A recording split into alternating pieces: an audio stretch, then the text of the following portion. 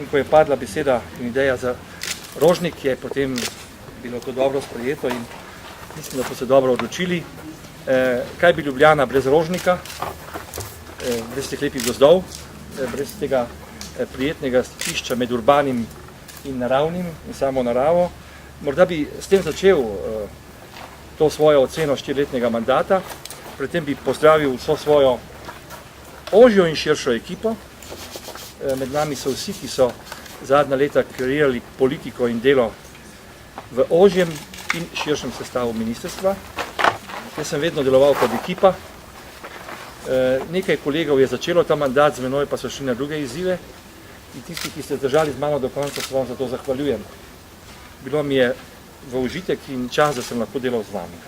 Ampak, kot rečeno, morda bi začel kot dosežke našega mandata prav s tem, da nam je v tem dinamičnem času intenzivnega gospodarskega razvoja zadnjih 4 let, ko je tako področje infrastrukture, energetike in različnih gospodarskih sistemov, še posebej tudi z vidika investicij na področju občin, dobesedno zasipalo upravne organe številnimi novimi projekti, da mi je kot ministru uspelo ohraniti krhko, ampak pomembno ravnovesje med razvojem in odnosom do narave.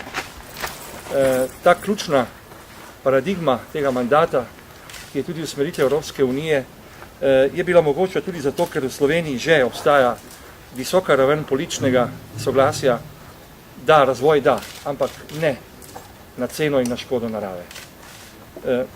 Jaz bi uvodoma povedal še nekaj številk, čeprav niso ključne, so pa pomembne, da vendarle pokažejo dinamično 4 leta.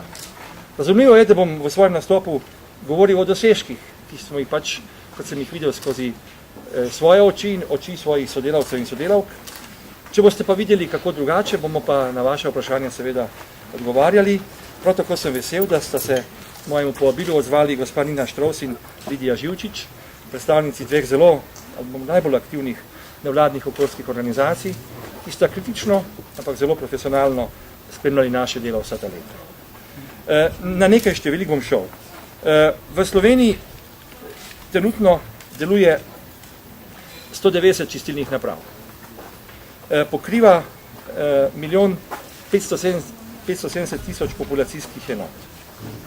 V zadnjih 4 letih so se proračunska sredstva, ki smo jih namenjali za izgradnjo čistilnih naprav in pripadajočih kanalizacijskih sistemov, od 16 milijonov v letu 2004 povečala na 50 milijonov v letu 2008. Seveda, potem k tem virom je potrebno dati še evropska sredstva in pa sredstva občin.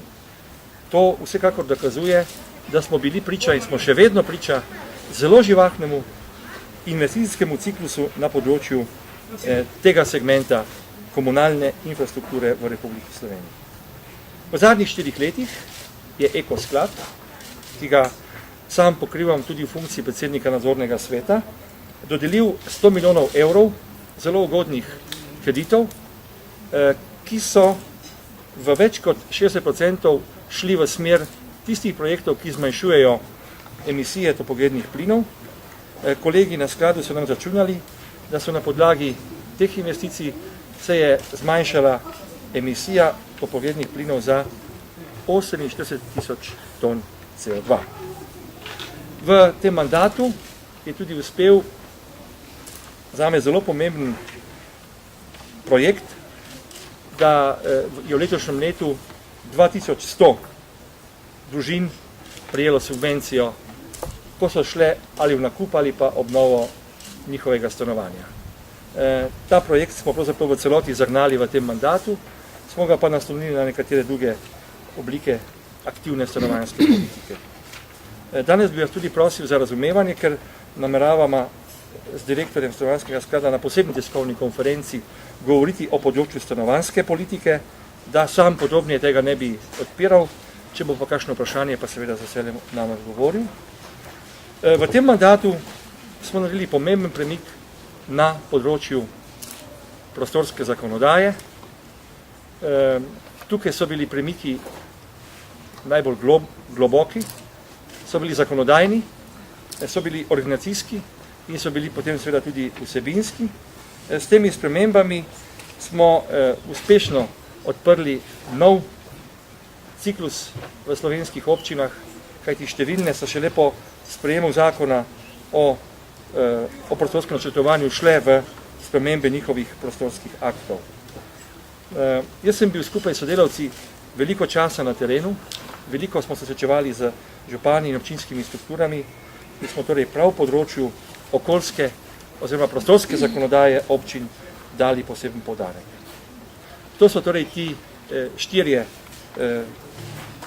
po moji oceni, zelo pomembni dosežki tega mandata. Vsekakor eden od dosežkov je tudi ta, da sem kot minister do vsega začetka verjel v instrument parkovne politike v Republiki Sloveniji.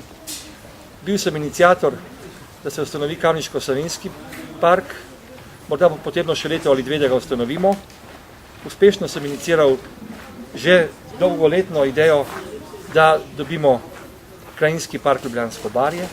Dobro nam kaže. Združili smo mestno občino in ostale občine pri tem. Bili smo zelo transparentni. Prav tako smo v našem mandatu ustanovili krajinski park Kolpa, ki že deluje. Imamo pa še kar nekaj načrtov.